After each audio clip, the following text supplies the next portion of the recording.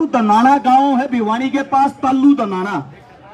सबसे पहला जो धरना इन बेटियों के लिए दनाना गांव के अंदर लगाया गया और उन्होंने ये कसम खाई है, हमारा धरना जब तक चलता रहेगा, हमारे पहलवान जीतकर और यहाँ पर आकर हमारे धरने को उठाएंगे, वरना हमारा धरना लगातार चलता रहेगा।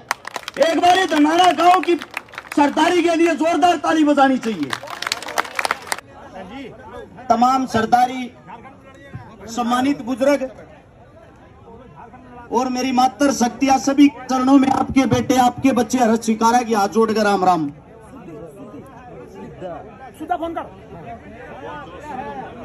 बाबूजी, बाबूजी, हेलो, एक बार हमने बोल लेने दो।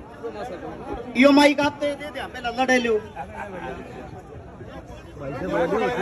सबसे पहले तो अभी मेरे अंकल जी पिता समान सुरेश को माइक पकड़ के बतान लाग रहे थे, गाड़ा भोकन भोकन भाषण देना हो कि मैं समझान भी आओ।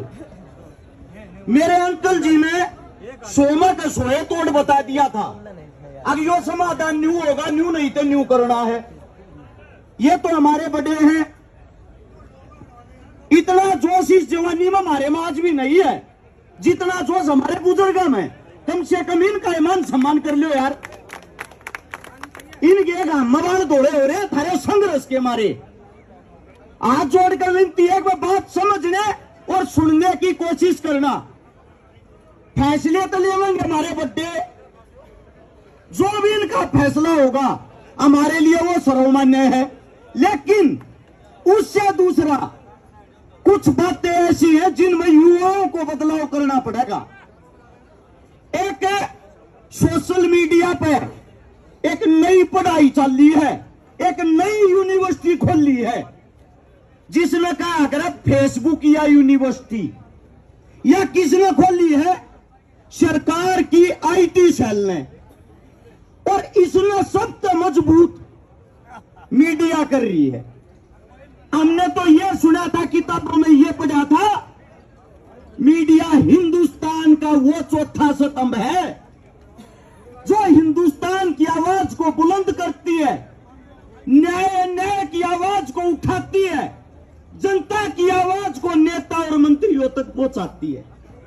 आज मुझे बताते हुए बड़ा दुख हो रहा है, जो हमारा चौथा स्तंभ जिसको बोलते हैं जो मीडिया, वो नेता मंत्रियों के पास जाती है, अपनी नगद पैसे लेके उनके प्रचार में लग जाती है। उदाहरण के साथ बताऊंगा, हाथरस के अंदर एक दलित बहन का बलात्कार हुआ। उस वक्त मीडिया चिल्ला चिल्ला के कह रही थी कि आपको सीबीआई पे भरोसा नहीं है, मीडिया दब के बदनाम कर रही थी। लेकिन उसके बाद जब वो केस सत्य हुआ, मीडिया के मुंह में दही जम गई। मीडिया ने बाद में किसी को पकड़ के ये नहीं पूछा वो केस सत्य था। ऐसे ही अजय मिश्रा का बेटा टेनी आप सबके सामने था। अरे शर्म आती है ये बताते हुए, जब एक हमारी बेटी अभी साक्षी ने इंटरव्यू दिया था, चैलेंज के साथ हमारा नार्को करवाओ और साथ में उस गुंडे का नार्को करवाओ, अगर हम गलत हुए हमें फांसी दो, वो गलत हुए उसको फांसी दो। उसके बाद भी लोग क्या कहते हैं, ये तो विपक्ष के आदमी है। पहले तो हमें यह बताएं हमारा पक्ष कौन सा है। कुछ लोग जो हमें जातियों में बांटते हैं, सबसे पहले तो हमारा इतिहास पढ़े। जिस जाति को आप बदनाम कर रहे हो, उसी जाति के बेटे बॉर्डर के ऊपर सबसे ज्यादा शहादत देते हैं। उसी जाति के बेटे उसी तिरंगे में लिपटकर अपने घर आते हैं, और उसी जाति के बेटे जिनको यहाँ के 2 रुपए के भाड़े के सोशल मीडिया वाले टट्टू बदनाम करते हैं, उसी जाति के बेटे विश्व में जाके तिरंगे को ऊपर ले आते हैं। शर्म इस बात की आती है। एक छोटा सा उदाहरण बताता हूं, दिल्ली का इतिहास पढ़ना। दिल्ली का एरिया मात्र 3 से 4 किलोमीटर का था। इसके अंदर 360 खापे आज भी हमारी बसाई हुई है। इसी दिल्ली के अंदर लोग जब हमारे को ये कहते हैं ये विशेष जाति के, उनको ये बता देता हूं, हमने यहाँ दिल्ली पर जब बार बार हमले हुए, हमारे बुजुर्गों ने हमारे लिए अपना रक्त बहाया है, रक्त से इस दिल्ली को सींचा है। और आप हमें देशद्रोही, आप हमें उंगली उठाते हो जब हमारी बहन बेटियों पर कोई बात आती है। आप लोगों को बताता हूं, मराठा और ब्राह्मण सेना 1761 में पानीपत की लड़ाई लड़ने के लिए आए थे। 4000 अपने साथ में अपने परिवार, अपने बच्चे लेके आए थे। जब उनकी उस युद्ध में हार हुई, उस युद्ध के हार के बाद उस वक्त के हमारे महाराजा थे, महाराजा सूरजमल, जिन्होंने जिम्मेदारी ली थी, ये बहन बेटी ब्राह्मणों की हो या पेशवाओं की, इनका जिम्मेदार मैं हूं। इनको घर तक मान सम्मान के साथ मैं पहुंचाऊंगा। उसके बाद उन्होंने अपनी सेना को आदेश दिए, वो जो क्षेत्र था जहां पे वो महाराजा साहब जो पेशवा थे, उनका जो अंतिम संस्कार किया गया, वो रोहतक के पास हमारा सांगी गांव है।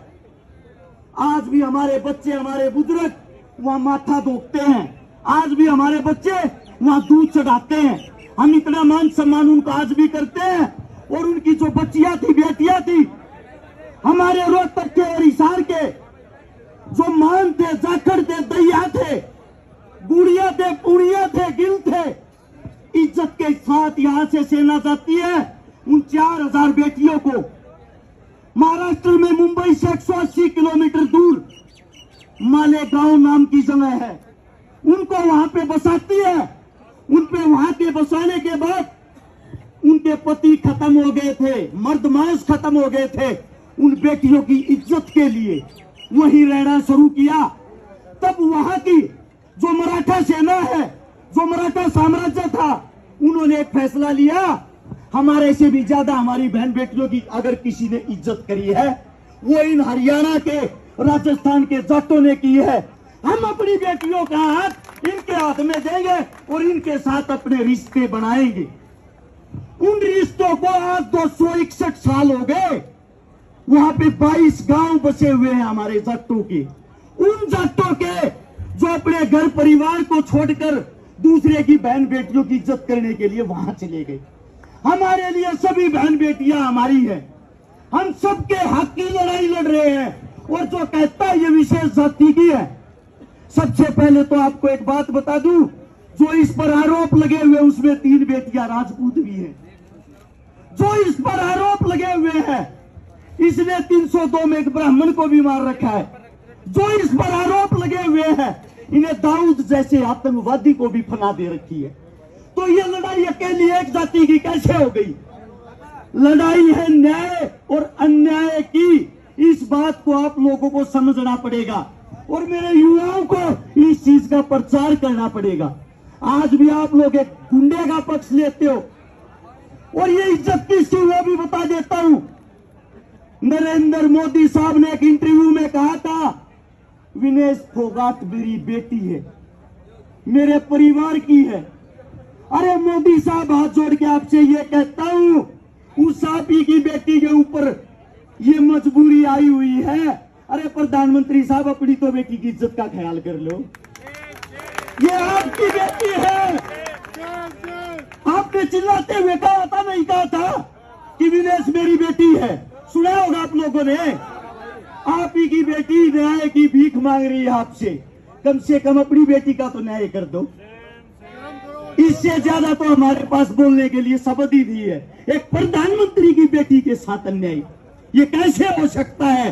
और धृतराष्ट्र की तरह आप आंखें बंद करके कैसे चुप रह सकते हो? इस देश में इससे बड़ा अन्याय कोई नहीं हो सकता। नोट कर लेना, इस देश में इससे बड़ा अन्याय कोई नहीं हो सकता। और जो भी हमारे बुजुर्ग फैसला लेंगे, मैं भी मेरे अंकल की बात से सहमत हूं। 21 तारीख ना फैसला आर पार का होना चाहिए। इनका जुलूस मत कटवाओ बैठा के। अब वो तो नहीं है, ये मट्टी में खेलनी है पहलवान है, और गारंटी देता हूं मट्टी में मिला जाएंगे, मट्टी में मिला जाएंगे। वो शब्द गलत निकला मुंह से, उसके लिए माफी चाहता हूं। आप सभी के चरणों में बोलने का मौका मिला, आप सभी का धन्यवाद। राम राम, जय हिंद। बहुत बहुत धन्यवाद भाई। अरेस्ट करा।